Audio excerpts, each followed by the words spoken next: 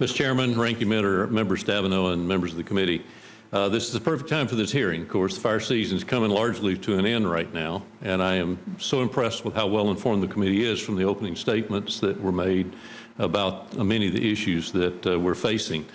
The American Forest Foundation represents the interest of 22 million family forest landowners across the country, and these are the private landowners that we're talking about here. The interest, your leadership on this issue is very important to us, and I would like to also submit this as a member, for introduction into the record, a report from the American Forest Foundation, Western Water Threatened by Wildfire. It's not just a public lands issue. So principally, I'm going to talk about not the public side, but the public side, the private side today. 30% of the lands in the 11 western states are privately owned. And of that, 40% of the high fire threat lands are lands that are owned privately or in the critical fire hazard area. And the interesting part of that is 64 million Westerners depend on that watershed for their drinking waters. The catastrophic wildfires that they're facing out west right now and have been facing burn so hot that it creates what's called a parking lot effect. It effectively bakes the soil. So when we have snowmelt or rain, it runs off, it takes all the debris and contaminants and things with it. It doesn't soak up into the soils and trees as would normally happen and filter it. As a result, a lot of the municipalities in the West are spending millions of additional dollars just treating their water that they depend on, 64 million Westerners. Well, the American Forest Foundation dug into this mostly on the private side, and what we basically found that there's some barriers to action.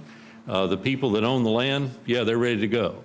The 77% say there's a disconnect. We've got a couple things we need to deal with. One is the cost of it, and the other is that if we treat our land and our neighbors don't, then what happens? What have we accomplished? And they've got a good point. So this is something that I think is appropriate for Congress to begin dealing with for sure. The metrics were mentioned earlier that we've had 16% of the Forest Service budget was dedicated to fires a decade ago, 50% now, and projected to be 2/3 in 2025 if something's not done. The impact outside the West for this is what's important, and you think that for Georgia and the southern states, which also, and the Midwestern states also have fire problems, but state and private forestry programs are impacted, and they've seen a 12% decrease in the last 5 years in their budget.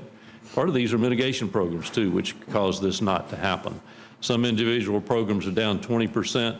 Earlier it was mentioned the borrowing program. That is a significant issue in terms of the whipsaw effect on programs, and some 40% of the service foresters have been laid off in the states. So this isn't all about problems.